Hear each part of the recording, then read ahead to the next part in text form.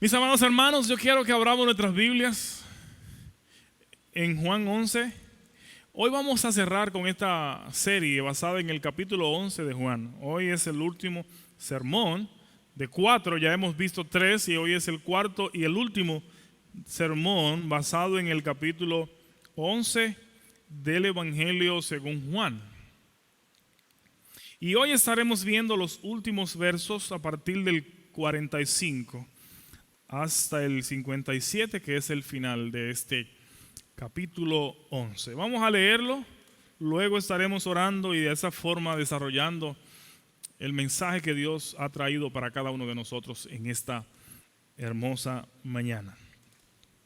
Si estamos allá en el capítulo 11 de Juan, vamos al verso 45 y así leemos esta última porción de este capítulo. Dice así: Entonces, muchos de los judíos que habían venido para acompañar a María y vieron lo que hizo Jesús, creyeron en él. Pero algunos de ellos fueron a los fariseos y les dijeron lo que Jesús había hecho. Entonces los principales sacerdotes y los fariseos reunieron el concilio y dijeron: ¿qué haremos? Porque este hombre hace muchas señales. Si le dejamos así, todos creerán en él. Y vendrán los romanos y destruirán nuestro lugar santo y nuestra nación. Y dice el 49, entonces Caifás, uno de ellos, sumo sacerdote aquel año, les dijo: vosotros no sabéis nada, ni pensáis que nos conviene que un hombre muera por el pueblo, y no que toda la nación perezca.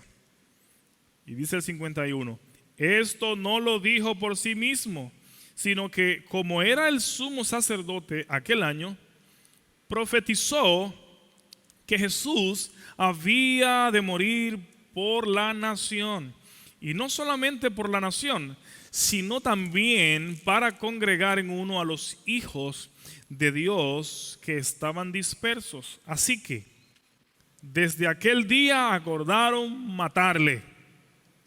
Por tanto, Jesús ya no andaba abiertamente entre los judíos, sino que se alejó de allí a la región contigua al desierto, a una ciudad llamada Efraín, y se quedó allí con sus discípulos. Y estaba cerca la Pascua de los judíos, y muchos subieron de aquella región a Jerusalén antes de la Pascua para purificarse, y buscaban a Jesús. Y estando ellos en el templo, se preguntaban unos a otros: ¿qué os parece? ¿No vendrá la fiesta? Y los principales sacerdotes y los fariseos habían dado orden de que si alguno supiese dónde estaba, lo manifestase para que le prendiesen. Oremos. Padre celestial, una vez más nos presentamos delante de tu presencia y te rogamos, oh Dios, que nos dé la gracia suficiente para que de manera clara y sencilla, oh Dios, podamos enseñar lo que tú nos traes en esta porción. Ayúdanos a ser claros, a ser precisos, de tal manera que nos vayamos única y exclusivamente con la verdad que aquí está plasmada y que tú condujiste a Juan el evangelista para que nos transmitiera esta gran verdad. Ayúdanos, Dios, auxílianos a poder darle a esta tu iglesia y a los que aquí están y a los que puedan estar escuchando por alguno de los medios, que puedan, oh Dios, ser tocados con la gran verdad que aquí está enseñada. Danos la humildad suficiente para obedecer tu palabra, Señor, y para responder de manera positiva ante el llamado que tú nos estás haciendo a través de tu palabra. Oramos en el nombre glorioso de Jesús. Amén y amén. Mis amados hermanos y amigos, ya en esta última parte de este capítulo donde Juan nos narra el extraordinario milagro de la resurrección de Lázaro. Mis hermanos, recuerden que Lázaro ya tenía 4 días de muerto. Ya estaba en estado de putrefacción, ya hedía, estaba descompuesto totalmente. Por lo tanto, no había la menor duda de que Lázaro estaba muerto. Y entonces, ahora tenemos a un Lázaro que después de 4 días de muerto, ahora tenemos a un Lázaro de pie y vivo. Porque nuestro Señor y Salvador Jesucristo le llamó con voz de autoridad, y como Dios que es y dueño y dador de la vida, Lázaro responde aún estando muerto y se levanta. Tenemos ahora un Lázaro de pie. Mis hermanos, yo quiero que nosotros por un momento usemos la imaginación y nos ubiquemos en aquel público. Imagínense usted, mis hermanos y amigos, que usted esté en un velorio, en un velatorio, y que este cadáver que se está velando allí haya pasado varios días de haber muerto y está allí en aquella tumba. Una vez yo fui a Haití, y en uno de los poblados de Haití donde yo estaba había una funeraria. Y para sorpresa de los que estábamos allí, esta funeraria era lo más bonito que había en el pueblo. El edificio más elegante. Estaba perfectamente pintado, perfectamente cuidado. Todo el resto del poblado estaba bastante descuidado, pero para sorpresa nuestra, el lugar más cuidado y más bonito era la funeraria.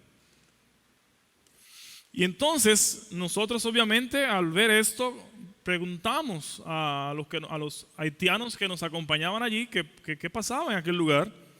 Y entonces nos hablaron de que es costumbre de los haitianos, cuando se muere algún familiar, lo llevan a esas funerarias, lo ponen allí y lo dejan allí por mucho tiempo. De hecho, ellos nos decían que eso es como señal de poder económico. Si tú tenías mucho dinero, porque esto cuesta, mantener un cadáver en una funeraria por muchos días es costoso. Entonces, es como una forma de mostrarle a los demás tu poder económico, manteniendo el cuerpo allí por muchos días. Y mientras más dinero tú tienes, más días mantenía allí el cadáver. Es una costumbre que nos explicaban en ese poblado de Haití. Entonces, ahora vemos aquí a Lázaro, que después de 4 días, imagínese usted que usted esté 4 días velando a un cadáver, y que después del 4.º día, entonces usted ve a esta persona de pie, viva.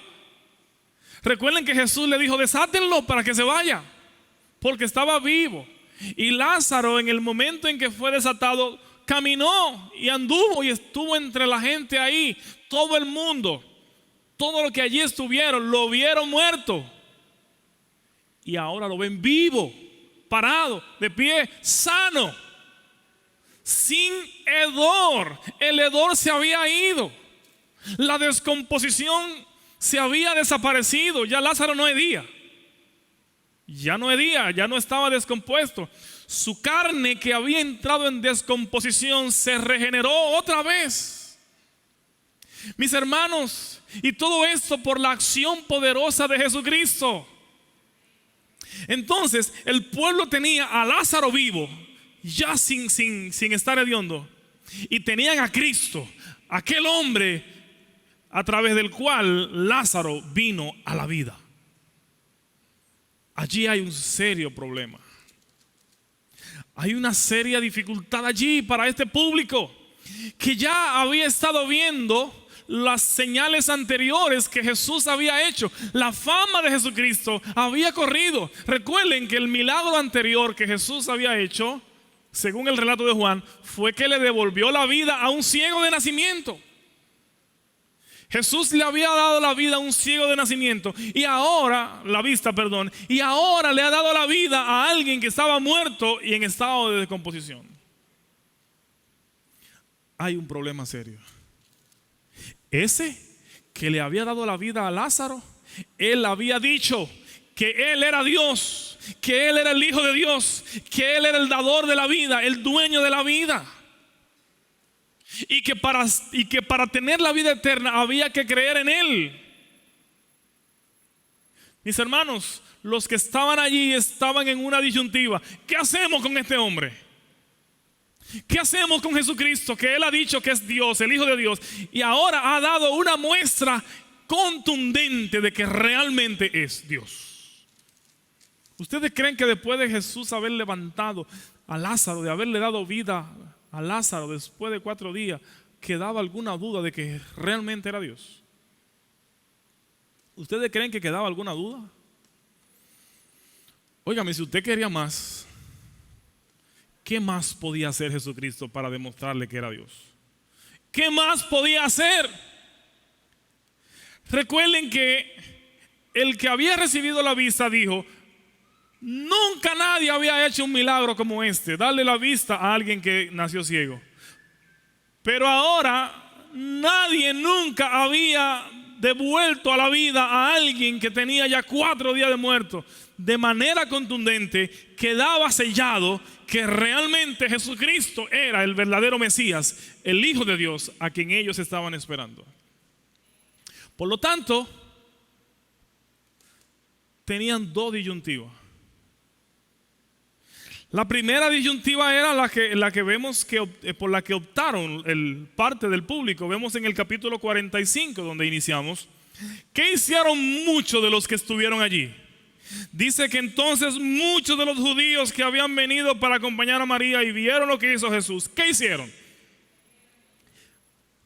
La respuesta obvia: frente a alguien que haya hecho un milagro como este, no había una respuesta más lógica que creer en Él. Había que creer en Él. Y dice que muchos de los que allí estuvieron y vieron, creyeron. Era lo más obvio. No había duda de que este era el verdadero Hijo de Dios. Pero ¿saben qué? No todos respondieron igual. Yo te pregunto a ti, ¿qué hubieras hecho tú si hubiese estado allí y hubiese contemplado aquel milagro? ¿Qué hubieras hecho frente a Jesús? ¿Hubiera respondido como ese grupo que creyó? ¿Hubiera creído en Cristo? ¿Lo hubiera aceptado como tu Señor y Salvador? ¿Le hubiese entregado tu vida a Él? Muchos lo hicieron. Pero para sorpresa nuestra, vamos a ver que no todos respondieron de esa misma forma. Dice el 46 entonces: pero algunos de ellos fueron a los fariseos y le dijeron lo que Jesús había hecho. Hubo un grupo que allí estuvo que en vez de creer, corrieron a darle chisme a los fariseos, a las autoridades espirituales. ¿Y saben qué hicieron los fariseos? Mis hermanos, los fariseos que se mostraban ante el pueblo como sus representantes espirituales, quienes estaban esperando la llegada del Mesías, cuando este grupo de incrédulos fueron donde ellos y le dijeron lo que Jesucristo había hecho, estos fariseos debieron decir: pero ciertamente este es el que estábamos esperando, vamos para allá para creerle en Él y entregarnos a Él. No es lo que debieron haber hecho.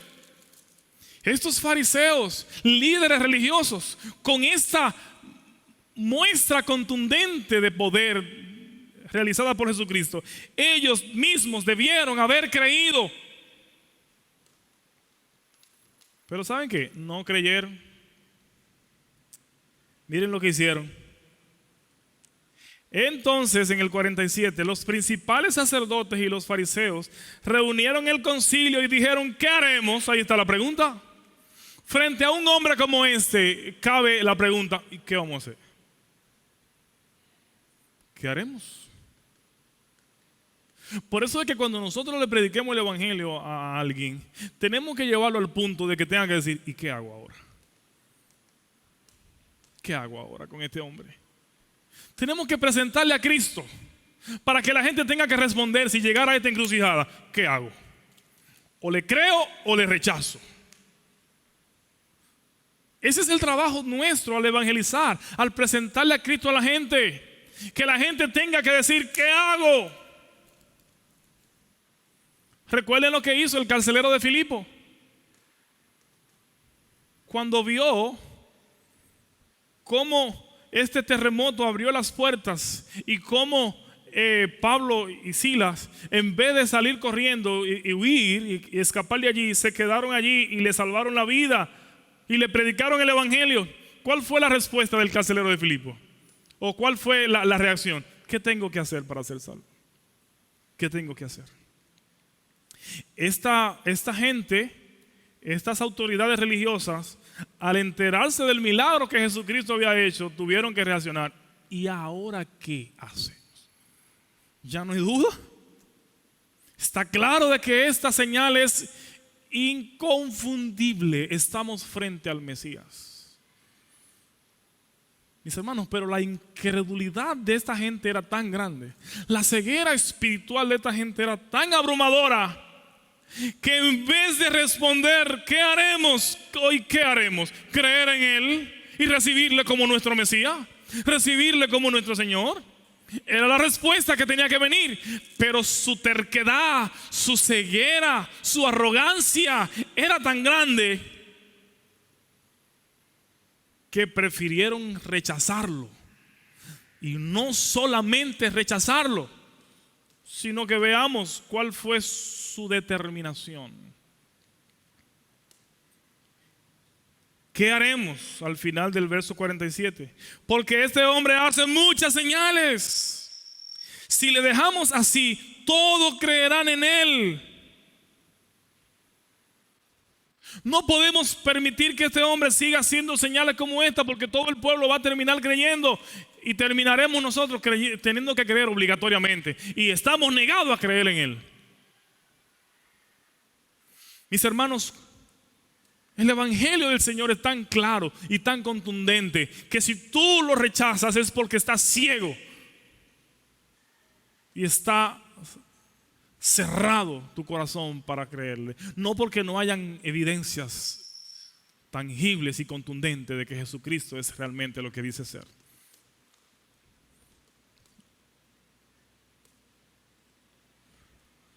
Entonces ellos dijeron, si le dejamos así, todos creerán en él y vendrán, oiga entonces, y vendrán los romanos y destruirán nuestro lugar santo y nuestra nación. Oiga lo que están ellos pensando. Si dejamos a este hombre así, los romanos se van a ensañar contra nosotros. Recuerden que en ese entonces los romanos, el imperio romano estaba dominando al pueblo de Dios. Era quien dominaba, tenía el control de todo.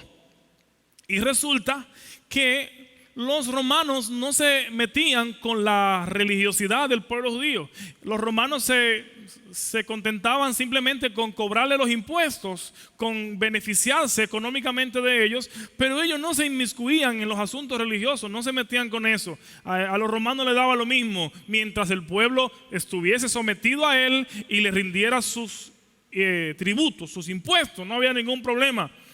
Pero mis hermanos, los judíos cada vez más se fueron acomodando a los beneficios que el imperio le daba y se fueron acomodando a estar cuidados y protegidos por los romanos y se fueron acomodando a esa vida.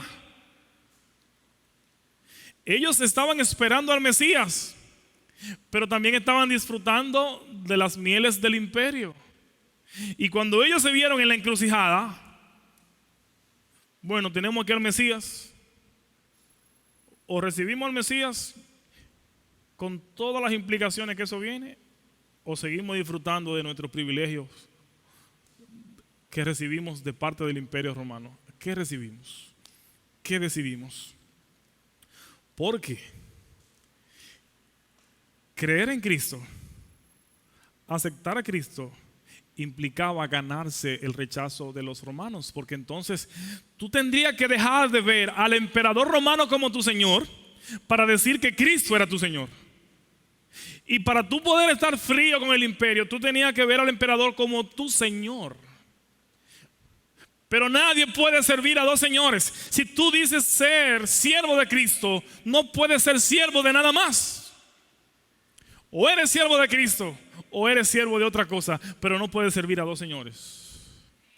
Por lo tanto, ellos sabían que creer en Cristo y que el pueblo judío por completo se volcara detrás de Cristo implicaba ganarse el odio y el rechazo de los romanos, quienes tenían el poder de guerra, quienes podían aplastarlos y matarlos a todos. O sea, se estaba jugando o su vida eterna o su vida terrenal.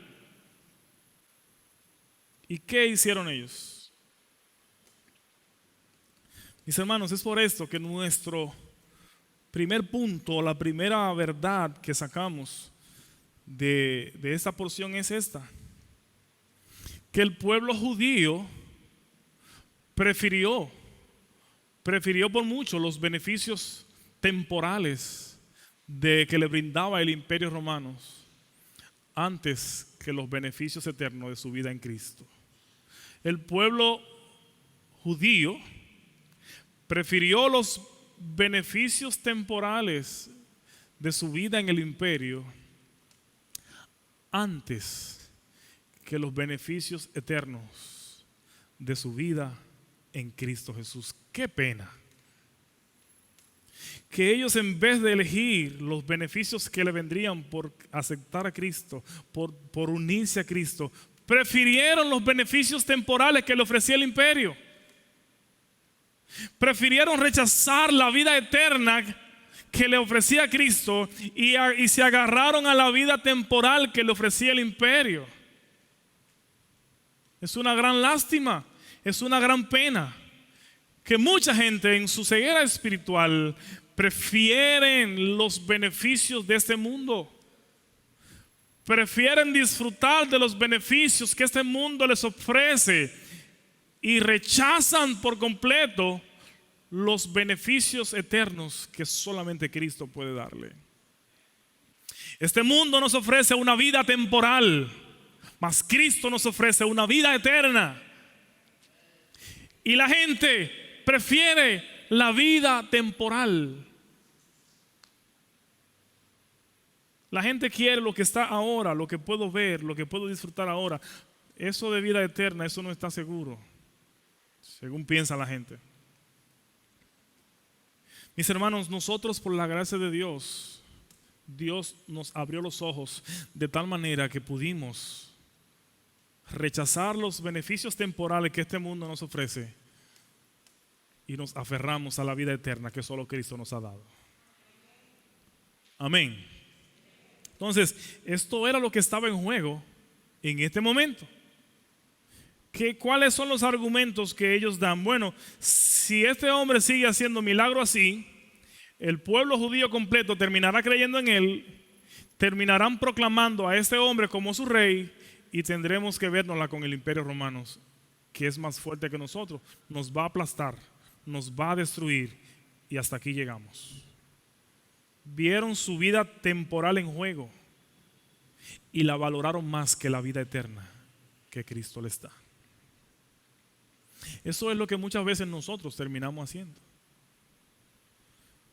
Terminamos valorando las cosas terrenales y temporales. Queremos lo que veo ahora, lo que disfruto ahora, y la ponemos por encima de las bendiciones eternas que tendremos con Cristo Jesús, nuestro Señor y Salvador.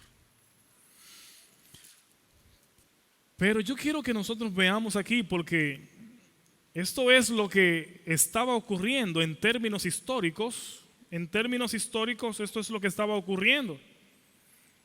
Los romanos sabían que los judíos estaban esperando un Mesías para proclamarlo rey. Los romanos sabían esto. Por lo tanto, ellos vivían a la expectativa de que este Mesías llegara para matarlo. Recuerden que cuando Jesucristo nació, ¿qué fue lo que hizo Herodes? ¿Cuál fue la orden de Herodes? Hay que matar a este niño. Y de hecho, iniciaron una cacería de niños porque se decía que este probablemente era el Mesías que había de venir. Emprendieron toda una cacería de niños para evitar que este niño naciera. Obviamente no iban a matar al Mesías, este tenía que nacer y tenía que desarrollar su ministerio y tenía que morir en una cruz, como lo vamos a ver luego.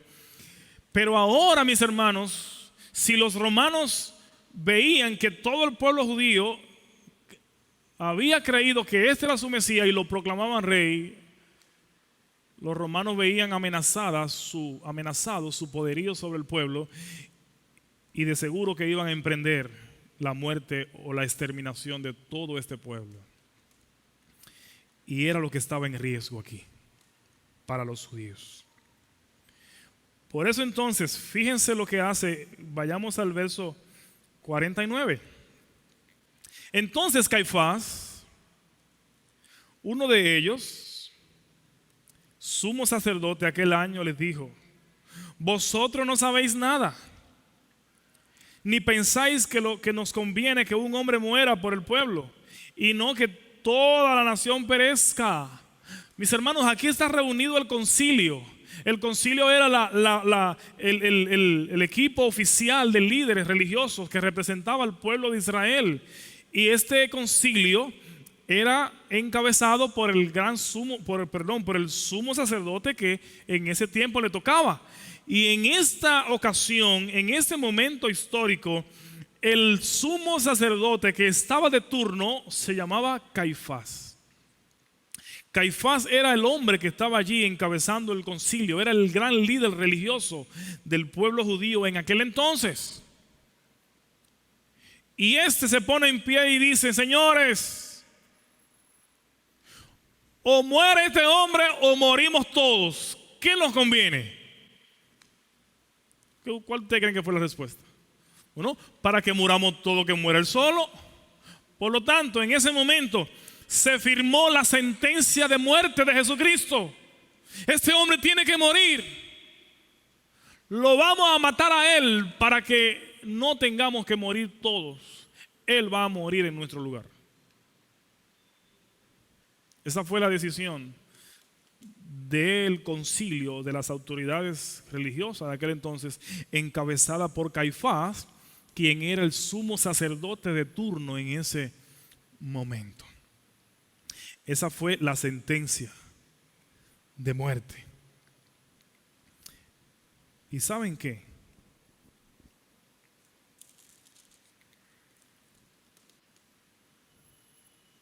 Y como dice ahí mismo al final en el 53, así que desde aquel día acordaron matarle. ¿Cuál fue la decisión? Jesucristo tiene que morir. Hay que quitarlo del medio, porque o muere él o morimos todos. Preferimos que muera él solo. Y es sumamente interesante, mis hermanos, que Juan obviamente, inspirado por el Espíritu Santo, Juan no quiere dejar esto a la interpretación de la gente. Juan da la interpretación de lo que está aconteciendo. Allí se está dando un hecho histórico, pero detrás de este hecho histórico se estaba dando un hecho espiritual. Un hecho espiritual. Y es lo que Juan se ocupa de aclararnos, de quitarnos el velo. Pudo haberse quedado allí en lo que históricamente estaba ocurriendo, pero Juan no nos deja así, ni al público que leyó este libro en primer lugar, sino a nosotros también. Nos da la interpretación, la vista espiritual de lo que estaba pasando. Nuestro Padre Celestial utilizó a Caifás para profetizar la muerte sustitutiva de Cristo en tu lugar y en mi lugar.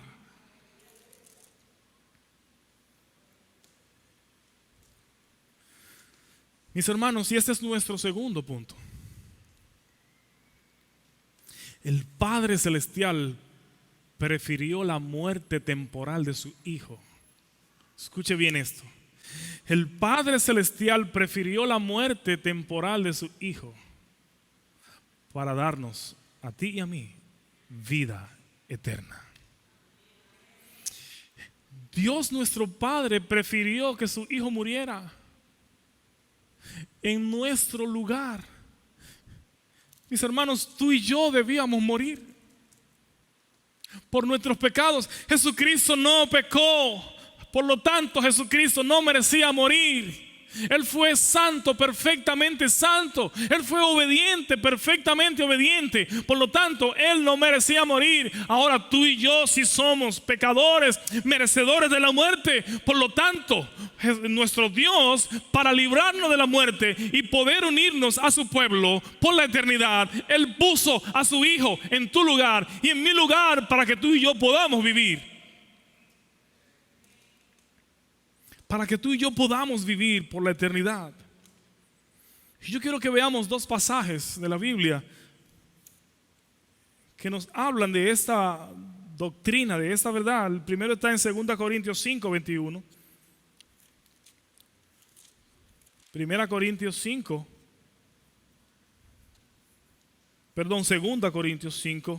21.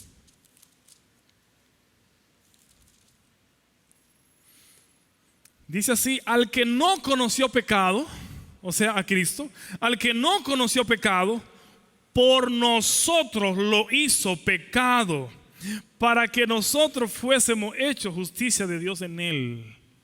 Cristo Jesús, quien no pecó, quien no tuvo ninguna relación con el pecado, Dios lo hizo pecado, o sea, Dios puso nuestros pecados sobre Él para que tú y yo entonces fuésemos hechos justicia. O sea, nuestros pecados fueron puestos en los hombros de Cristo y su justicia, su santidad, su perfección fue puesta en nuestro lugar. O sea, allí hubo un intercambio glorioso. Lo que ocurrió en la cruz fue un intercambio de amor, donde Cristo Jesús se vistió con nuestra vestidura sucia de pecado y Él se quitó su manto de santidad y de justicia y nos lo puso a nosotros. Por lo tanto, la ira de Dios, en vez de caer sobre nosotros pecadores, cayó sobre Cristo, quien se puso el manto sucio de pecado tuyo y mío.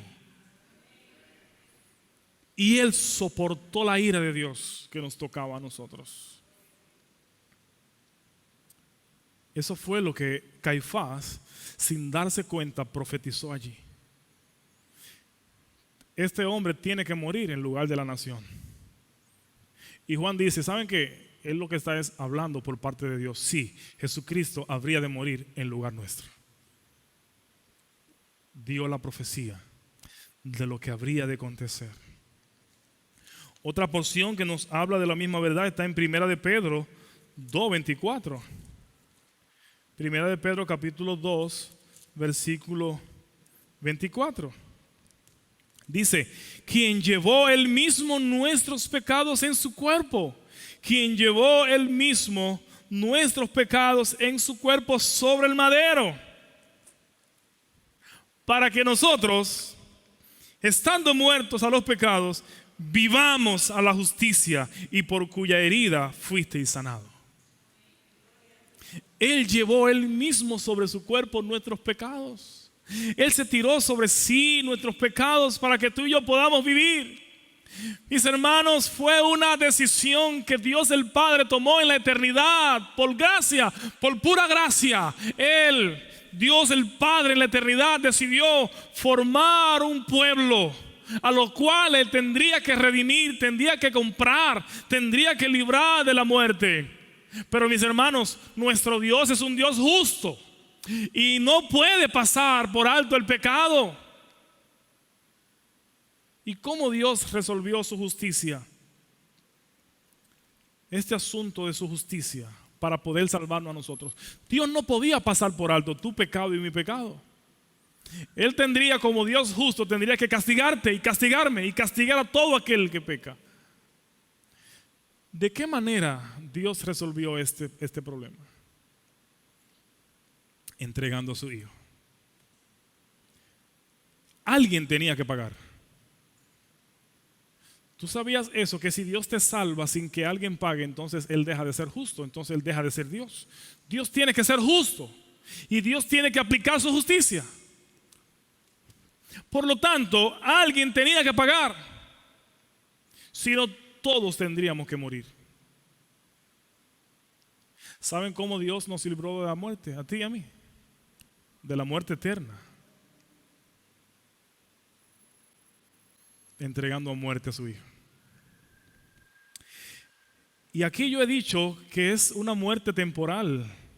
Y usted dirá, bueno, como Dios sabía que Jesucristo iba a resucitar, esto no era tan doloroso para Él. Una muerte temporal. ¿Cuántos tienen hijos aquí? ¿Cuántos de ustedes se entregarían a una muerte temporal a su hijo? Que muera nada más por un día. ¿Ustedes quieren ver a su hijo muerto aunque sea un segundo? Porque usted dirá, bueno, pero Dios lo entregó, claro, Él sabía que iba a resucitar. Yo le pregunto al que tiene hijo, ¿usted quisiera ver a su hijo muerto un segundo? Yo que tengo uno no lo doy ni por medio segundo. Ni por medio segundo. Jesucristo estuvo 3 días muerto, realmente muerto. Y el Padre contempló su muerte, sufrió su muerte, la contempló para no tener que contemplar nuestra muerte eterna. El Padre contempló la muerte temporal de su amado Hijo para no tener que contemplar por la eternidad tu muerte y la mía. Por lo tanto,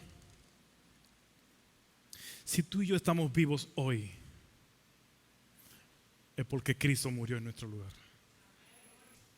Padre Celestial, te damos gracias por el privilegio de hablar tu palabra. Te rogamos que estas palabras no queden en el vacío, sino que realmente estén trabajando en los corazones de los que aquí estamos. Y a lo que ya te conocemos, podamos vivir una vida de plena gratitud y de gozo, de regocijo. Al saber que ya no hay condenación para nosotros, ya hemos sido librados de la muerte eterna gracias al sacrificio de Cristo, gracias a su entrega, a su muerte. Hoy nosotros podemos decir con toda confianza que hemos sido librados de la ira venidera y de la muerte eterna, gracias a la entrega de Cristo en la cruz del Calvario. Ayúdanos también a responder en entrega total, en obediencia a ti, Señor, en esta vida, porque es la respuesta normal y natural de aquellos que han creído en ti, de aquellos que saben que ya han sido librados del castigo eterno. Responden en gratitud y en obediencia total, Señor. Ayúdanos a responder de manera correcta ante Cristo Jesús, nuestro Señor. Que aquellos que todavía no han dado el paso, oh Dios, puedan tomar la decisión correcta. Son solamente 2 opciones: creer o no creer. Que ellos opten por creer, porque es la decisión sabia.